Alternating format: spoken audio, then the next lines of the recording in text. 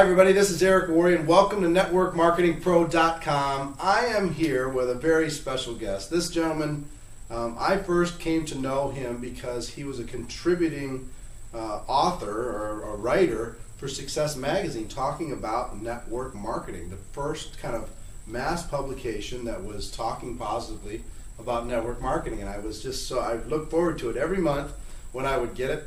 Not only is he an incredible author, he's written Your First Year in Network Marketing, Your Best Year in Network Marketing, plus a number of other books, I'm sure. But he's also earned over $30 million in commissions over the course of his career. He not only talks about our profession, but he goes out and leads by example in our profession. And I'm very pleased to be able to introduce to all of you Mr. Mark Yarnell. Thanks, Eric. Good to be here. How are you? Appreciate you having me. It's my pleasure for sure. I'm so glad we were able to make this work. Mr. Yarnell. Mark. Okay. I have so much respect for what you've done for our profession, to be able to kind of take it into the mainstream. How did that all happen? This whole process of getting connected with Success Magazine and the writing aspect of your business. What happened there? Just got lucky. I got a phone call from Scott DeGarmo, who at the time was editor-publisher of Success in New York, and I think he had read one of my early books, Power Speaking, and kind of liked my writing style, and he had the idea that it was time to take network marketing a little more mainstream. So he was kind of querying me as to whether I'd consider being contributing editor, and I jumped all over it because I saw it as an opportunity. First of all, for shameless self-promotion, and secondarily because I saw it as an opportunity to really, truthfully elevate the industry. As you said, we didn't have any real good representation at the time, so I jumped all over that. And I think the most exciting thing for me was it was a process of interviewing the wealthiest people at the time, which is kind of what he wanted me to do. So it wasn't a profile process of specific companies. It was more of a, you fly around and talk with the Bill Britts and the Dexter Yeagers and the great people, and then bring back to us the strategies that they use. And then we can really inform our readers as to how the people make the big money. So that's what I did for a couple of years. It was a wonderful opportunity. Well, it's funny is because it's similar to what we're doing here. Yes. Network Marketing Pro, we're just trying to grab the smartest, brightest people, but because of technology, they can actually look you in the eye, and they can see what you're doing, and they can get to know you a little bit, and they look for the common denominators and build up a library. They can go look at it anytime they want. What do you think? I mean, there's so many people, 67 million people, they say, are involved in direct sales and network marketing around the world today, according to the DSA. And then there are some that are the super elite, like yourself and many like you, that have done, what everybody wants. And then there's people who have had zero results, and there's people everywhere in between. From all of your conversations with those people, plus your personal experience, what's the difference maker? If you could try and describe what makes a difference between a rock star, a superstar, and somebody who's just kind of grinding it out. I think my philosophy is considerably different in the sense that I distill it all down to one thing, and that's mentoring. For me, people ask me all the time that question, how did you make that much money? And I think one of the misperceptions is that somebody like me has made a whole lot of money. I know you talked with Nathan. Nathan's earned probably twice what I have in the same company. He was in Nu Skin, as was I, in the early days before I retired.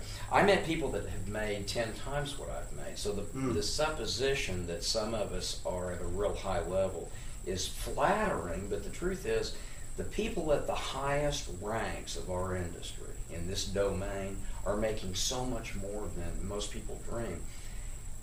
And it's because of mentoring. Mentoring. Yeah, people always ask me, how did you do it?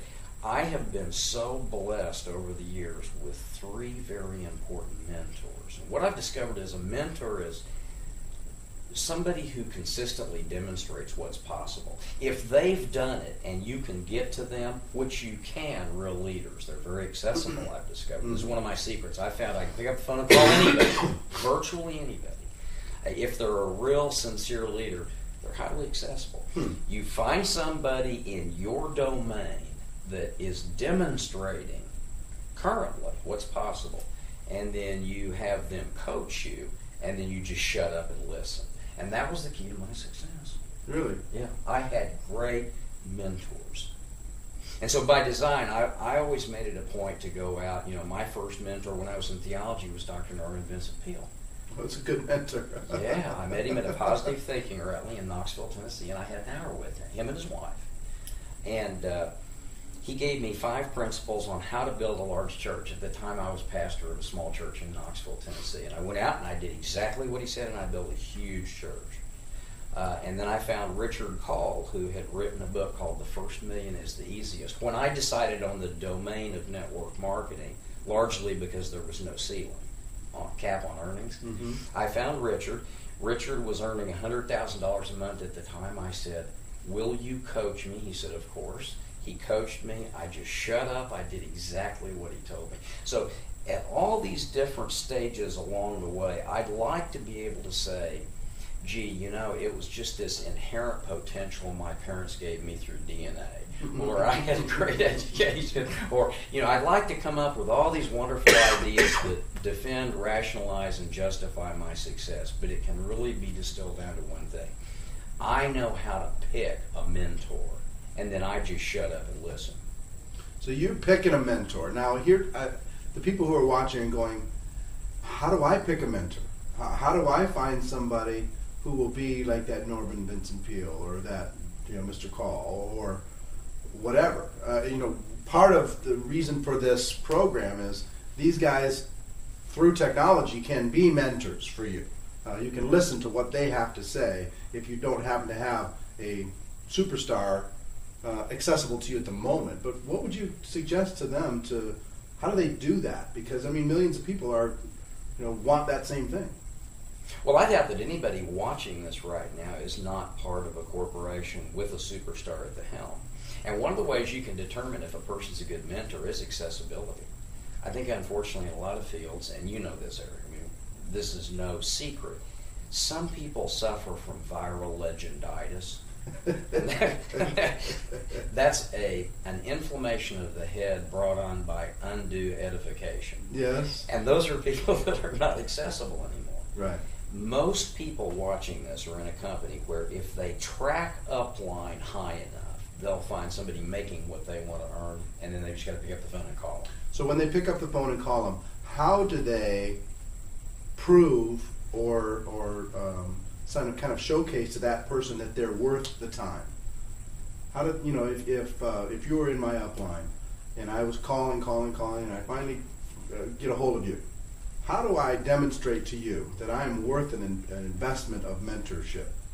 Well, you're going to demonstrate it over a period of time. Initially, I'm going to have to take your word for it, but I'm going to ask you certain questions. I'm going to want to know that, for example, that you're literally willing to do what I teach you for 1 year and put on blinders, that you're literally willing to not even contemplate another company for at least a year, and that you will not argue or try to take what I teach you and modify it in any way. And if the answer to those questions is, yes, Mark, I will do those things, I'm going to make the assumption that you will. Mm-hmm. Now, I'll know within 90 days if you're telling me the truth. Right. But great leaders are generally accessible, and most companies have great leaders. The thing most people don't understand, Eric, and it seems so patently obvious to me, once you've selected a domain, for example, my first domain was theology. Who better to coach you than Doc Peale? You know, Doc Peale said, you need a book. So I went out and wrote a book. It was my first book. Because Dr. Norman Vincent Peale said, there are 2 kinds of people in the world. And I'll never forget him saying this, people with a book and people without one. The way he talked real gruffly, he said, you want to get in the first group, they make all the money. So I went and found a mentor who was an author named Kevin McCommon. He'd written for Reader's Digest, and he and I wrote the book together, and we split the commissions and everything. But I learned from him as a mentor, a writer, how to do it. So I wrote a book, I did what Peale told me. If people pick a domain, and let's say the domain is network marketing, what they have to realize is, it's not about wasting your time in due diligence. A great leader doesn't pick a lousy company with crappy products and a poor comp plan at the wrong time. So once you understand the power of selecting somebody who is consistently demonstrating what's possible, all you've got to do is go find them. They're going to be in a great company. Now, the only caveat to that is if you track upline and find that you can't get access to people who could benefit from you economically, which is irrational, right? That's a problem. So when people call me, and I get a lot of calls from people who will say, they'll ask me, well, which company should I pick, blah, blah. I say, well, don't quit companies, just track upline. Find a mentor. Right. There's somebody in your upline who's accessible. Find out who's making the amount of money you want to make. Call them. Go do what they tell you. Promise to do what they tell you. So let me try this exercise, okay? Okay. Let's assume that you are going to be a mentor for everybody watching this show. Let's say they tracked you down, they called you up, and they said, Mr. Yarnell, I know I'm smart.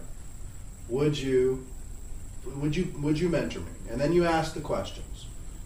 Are you willing to not argue with me? Are you going to do it for 1 year and you're not going to consider anything else? And they say, yes, yes, yes. Mm-hmm. What would be some of the things that you would coach them to do? And, a mentoring thing, what I've learned from mentoring, it's not a daily interaction. Usually it's given an assignment, it's coaching, it's guiding, it's maybe once a month or something, you touch base and you make sure they're on track. Right.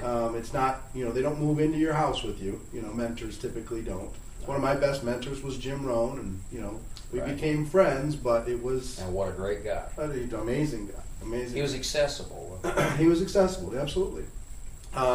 So, what would you say to these people who would be looking to you as a mentor? What would be some of the things that you would do? Well, the first thing I would teach him to do is turn professional. It's amazing. The last year Tiger Woods was an amateur. He didn't make any money.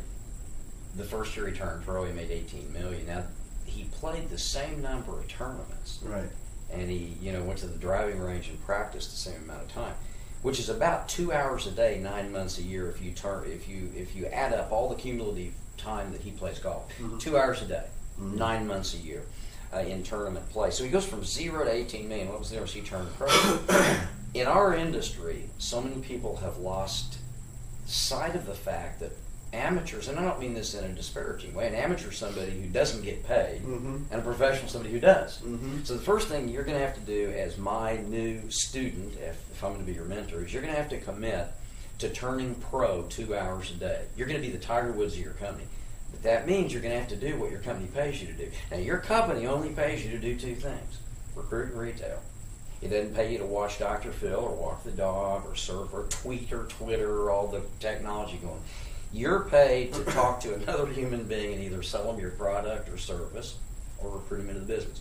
So the first thing I'm going to commit you to as a person who's willing to follow my strategy is 2 hours a day, where during that 2 hours you turn off all of your technology, all of it, except either your one cell phone or a landline. And during that time, you're basically going to see if you can reach 30 people and talk to them about your product, service, or preferably the business opportunity. I think that's where it is. So you're going to have to commit, first of all, to 2 hours a day. And if you can't do that, I will not sponsor you, and I will not work with you. Because we're only paid as professionals in this industry to recruit and retail. I talk to people all the time who are figuring out new back office drip systems, or they're going to this seminar or that symposium or this or that. I love personal development. I love technology. I've probably got as many website domains as anybody in the networking industry. I use it from a video perspective. Technology is a fabulous, fabulous tool. But by golly, 2 hours a day, you need to recruit and retail with other human beings interacting. Mm-hmm. And there's no substitute there. So that's kind of the first thing. And you'd be surprised how few people understand that. Or will commit to that discipline. Yeah, or will commit to it. All now, right. they'll commit to it. Yep. They just won't do it. Right. All right, so let's say that they agree that they're going to do that. Then what would be another step that you would take them into? I'm going to make sure that they understand that they not bring up during... There are several steps that I believe are inherent in the process of doing our business professionally. I think, first of all, there's expose, then present, then validate, then enroll, then support. And by that I mean, First thing you've got to do is expose people in some way to the business without, and this is a really important caveat, without stating terminology that will raise automatic stereotypical biases against our industry, which most people have. You're right, 67 million people worldwide. Mm-hmm. People have formulated an opinion of our industry, good or bad, you know. Mm-hmm. And so if during the exposure step when we're trying to recruit people, if we use terms that bring up these red flags, these stereotypical biases, which we all have, we'll never get them to phase 2, which is the presentation. So the first thing I teach people is, in a very limited way, you want to tweak the excitement or interest level of people with facts that won't elicit these stereotypical biases. And you know, a lot of people don't realize this, but there was 3 months ago an article in Scientific American Mind that was unbelievable. It was why human beings are biased, why human beings are prejudiced. Yes. And Jesse Jackson said something that I thought was extremely courageous. He said, you know, they were interviewing him, asking him about, are you prejudiced? He said, you know, if I'm in a strange town and it's after dark and I'm walking down a side street and I hear footsteps behind me and I turn around and look and I see a white face, I'm relieved. Hmm. He said, that's embarrassing for me as a civil rights advocate at my stage of my career. Yeah. But he said, to pretend that I don't myself have inherent biases and stereotypical beliefs would be a fraud. That's the way people are about network marketing. We all have these inherent biases. So during the exposure step, what I teach you is let's spend 2 hours exposing as many people as possible to points of interest that do not embody terminology that's going to bring up those inherent biases. Excuse me, if you could earn an extra $500 a week from a home business, or have you ever considered a business where you could create passive residual income at home? These are all terms that that bring up these immediate red flags. Mm-hmm. And so and they might be nice to you and say, oh, gee, Eric, that sounds great, tell me more, you know, but they're not going with it because they search, their brain instantaneously searches through these archives of negative imagery about our industry, and then you never get them to the presentation stage. Mm-hmm. If, on the other hand, I say to you, in our preliminary meeting, when we first meet, if I say, you know, I just got to ask you something.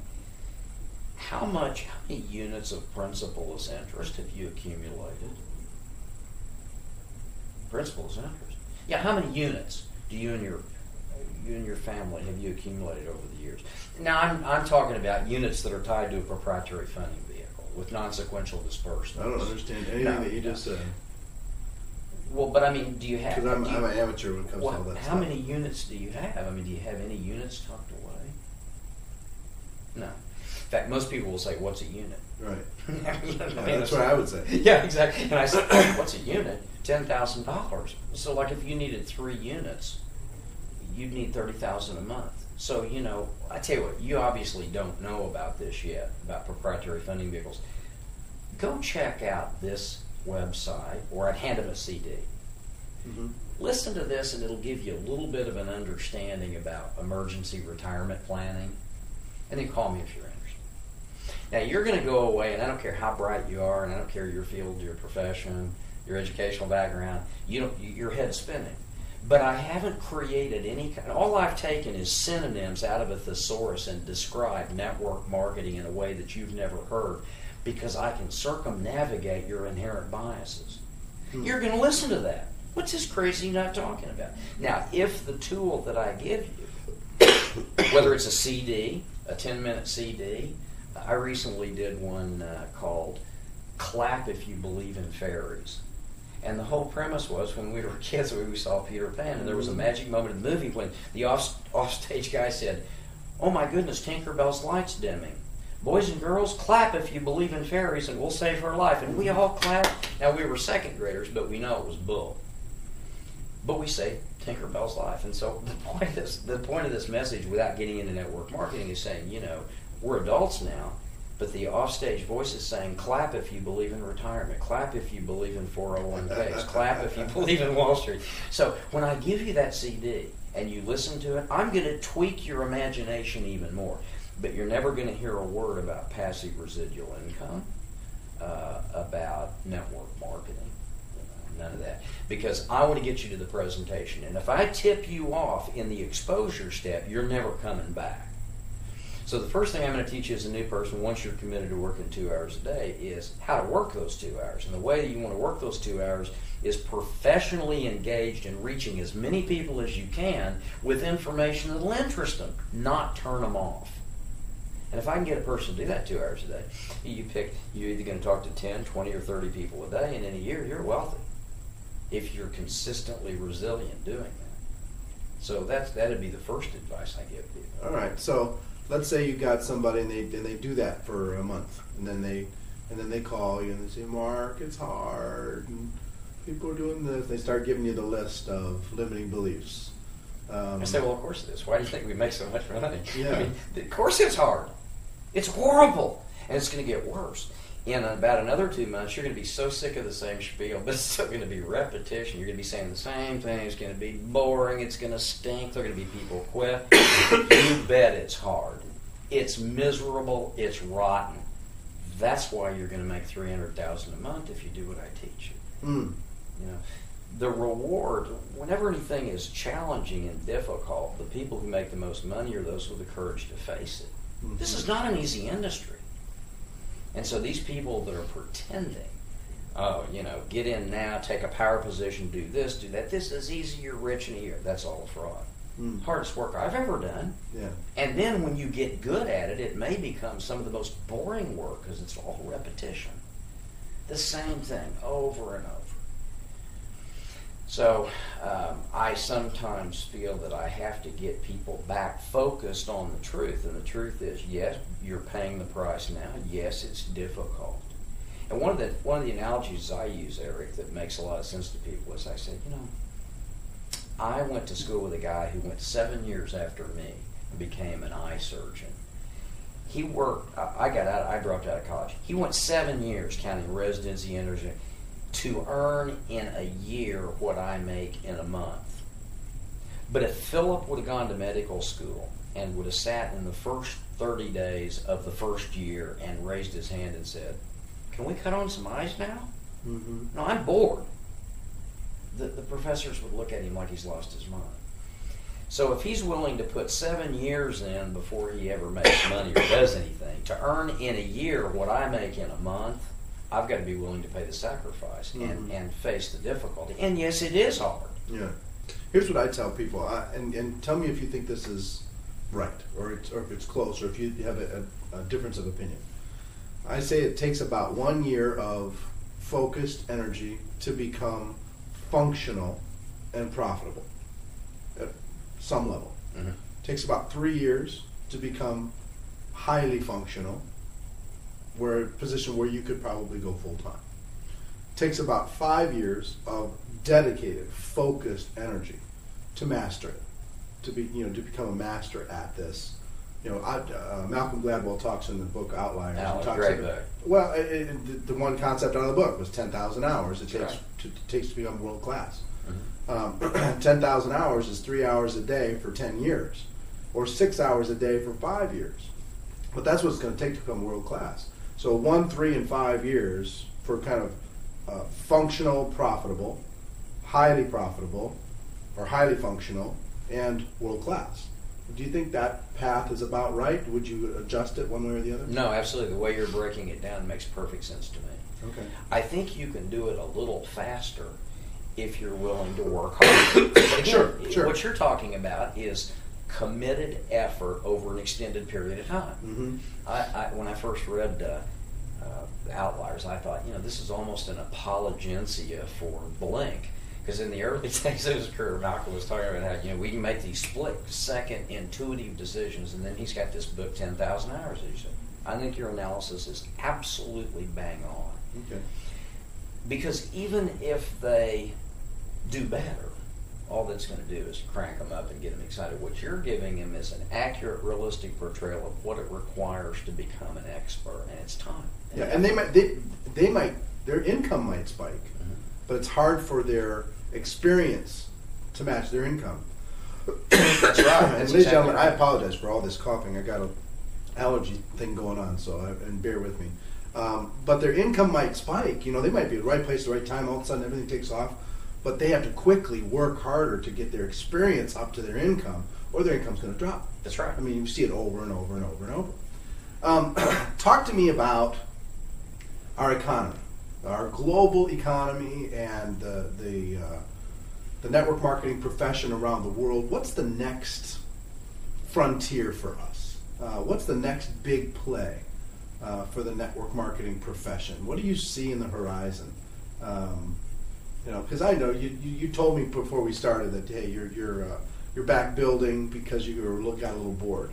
Yeah. But you have an amazing view of our profession and of the world from the network marketing perspective. What's your view? What do you see? Well, it's the last bastion of free enterprise. It's the only, in my opinion, ethical, character-driven, authentic entrepreneurial venture on planet Earth. But I've always believed that. It's just that in perfect storm times like right now, what happens is the great companies like Amway.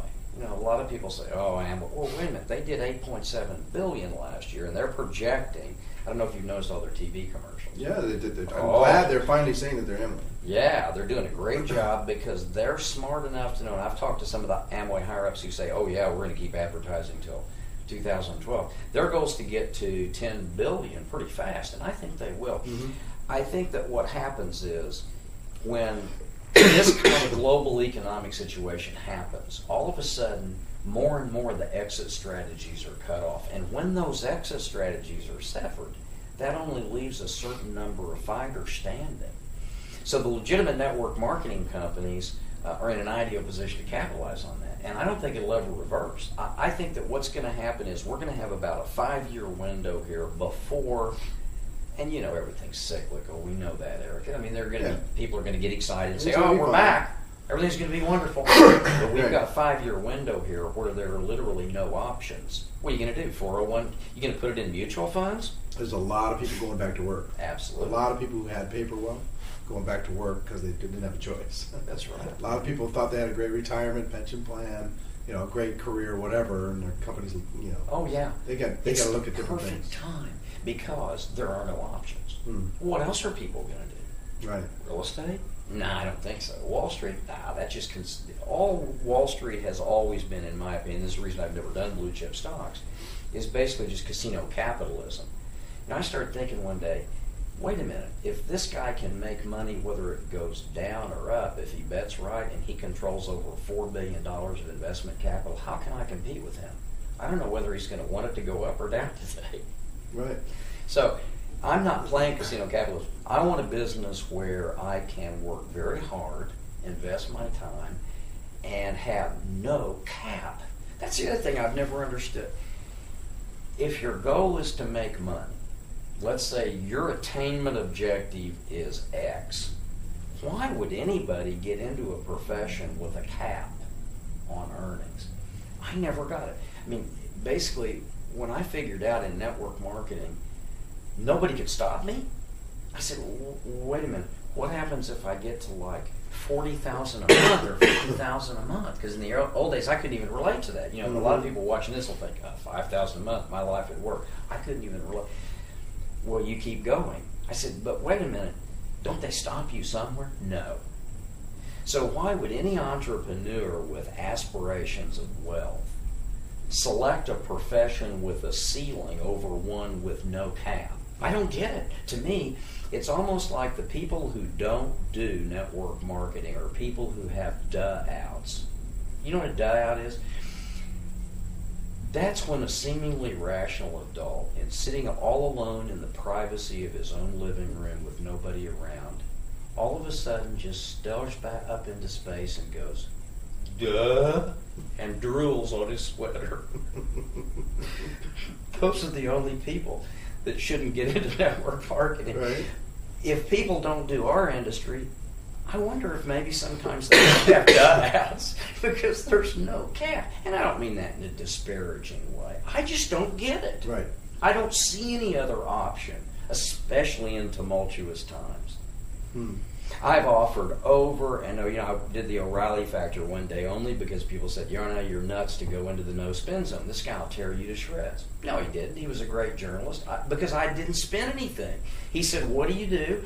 I sell soap and shampoo.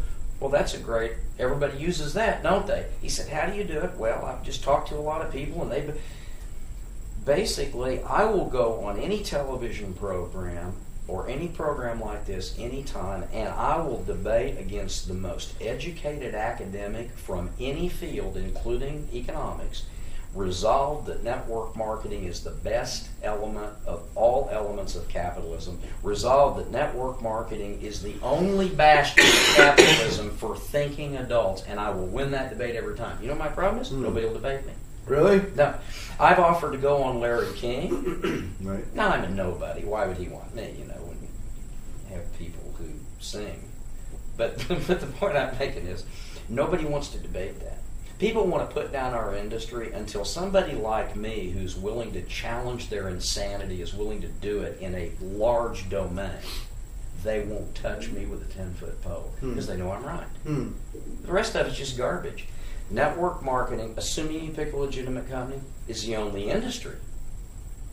Now, I believe that. The others are, in my opinion, stupid. Literally irrational.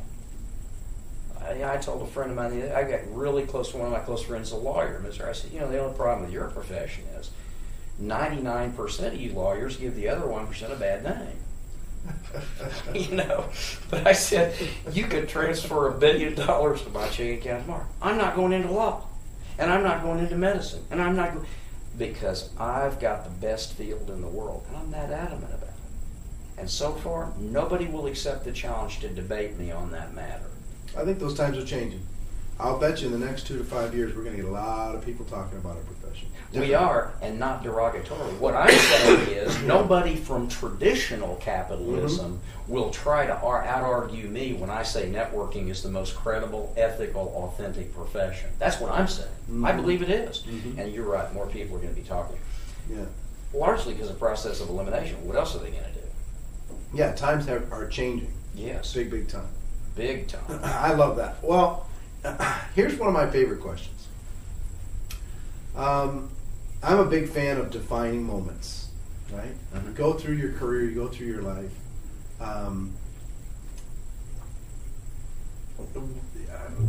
There are these times, and I'm sure you've had dozens of them. I've had over a dozen of them. But there's a defining moment where something happens and it fundamentally changed you. You hit some obstacle, some barrier, something happened, and something changed forever inside your heart, inside your head. And I'm sure while I was just saying this, one popped into your mind. One defining moment in your career popped into your brain. What was that defining moment for you? I was running off a cliff in a paraglider because I had a horrible fear of heights. And I was so astounded at the peripheral, the ancillary benefits of that phobia overcoming. Everything in my life began to change when I took paragliding lessons and I climbed up on the mountain and I ran off because I was so mortified by heights. And after I accomplished that, everything else started changing for me. And this was a long time ago. This was in the 70s when they first came out with the sport. Interestingly enough, remember me telling you, mentors are accessible? I found out about this Dr. Albert Bandura at Stanford University, who was head of the psychology department. And he had written 10 PhD level textbooks, one called Self-Efficacy that I just loved. I wanted him to mentor me. I wanted to understand what causes peak performance. So I called him at Stanford. He answered, got on the phone. I said, how much would you charge me for a day? I want to bring my wife and daughter over. I want to spend some quality time with you. He said, well, nobody's ever asked me that. I said, well, wait a minute. You're head of the psychology department. Here's a guy who has measured peak performance and analyzed in the laboratory of Stanford for 30 years. What differentiates billionaires from mediocre people? He knows at a deep academic level what these criteria are. So I wanted to learn. So he said, well, I don't know even a price to set. And I gave him a figure. He said, oh, that's more than generous. I said, great. When can we come? And he told me we went over there. Interestingly enough, one of his primary causes of greatness was overcoming phobias. And he learned it when he developed a therapeutic process for helping snake phobics. They'd come in and they'd be literally the kind of people that if they looked through a glass and saw a snake 100 feet away, they'd get cold sweats. A horrible phobia, immobilizing. He taught them a therapy that got them over their fear, and he made an interesting discovery. In subsequent interviews, when they would come back to for post-therapeutic follow-up, he'd say, so how are you doing with your, are you still over your, oh yeah, snakes don't scare me. Oh, and by the way, I joined Little Theater, and I'm running for Congress next year. And you know that bum I was married to? I kicked him out. Married my husband. He said, what we learned was, in helping them overcome their biggest fear, which for them was snakes, the ancillary benefits were staggering. It changed their whole world. So I can honestly say to you, and I didn't know this at the time until I met Dr. Bender, but the defining moment for me was when I picked the number one fear, and most of us are born, I think, with a fear of heights. When I overcame that, everything changed. It was almost like, well, if I can do this, I can do that. So I tell people, especially young people all the time, isolate your biggest fear. Find yourself a person who's a professional in that domain who can help you overcome that fear and face it head on. Because if you can do that, you can run off a 7,000 8-foot mountain with a paraglider when you're afraid of heights. You will not be afraid for people to reject you when you prospect them. That domain will be no longer fear-inducing. You know? So for me, rejection, everybody hates rejection. I don't even care. But that was the defining moment. And I don't mean to kickstart my mouth, but that, if I could pass that one notion on to people all over the world, isolate your biggest fear and face it and overcome it and watch what happens to the rest of your life. It's scary. Scary. In a good way. In a positive way. Yeah. I love it. Yeah, it really works. I love it. All right, well, this is going to be watched by tens of thousands of people. Already we're being watched in about 50 countries around the world. Okay, people are really excited about building their network marketing careers. If you were sitting down with these people in their homes and you had a few minutes to just look them in the eye and tell them something, what would you tell them? I would say unequivocally, find a mentor in the domain in which you select. And let's make it simple, more specific. You're going to do network marketing. You're probably already in a company. Find a mentor, track upline, find somebody who is earning what, because the dangerous thing, people got to hear this, there are three kinds of mentors in networking. There's the person who is consistently demonstrating what's possible and is making it. There's the person who's honest and admitting they've never made it, but they'll teach you anyway if you buy their tapes. And then there's the person who says, I made this, and they really didn't. Stay in your own company. I always try to get people to stay where they are. Every time you switch, you're starting over. Track upline till you find somebody who's great. If you're not already in a company, find a mentor demonstrating what's possible, because great mentors do not pick lousy companies with bad comp plans and bad products. Focus for 1 year. Do not, I'll show you mine if you'll show me yours. Don't be wasting your time looking at anything that will seduce you into pulling away from your own opportunity. Once you've made a decision, you've got to do 1-2 years of absolutely unbridled focus without any challenge of the seduction of being sucked away into another deal. That's the problem in our industry. People online, about the time they get ready to prospect the next person, boop, boop, a pop-up.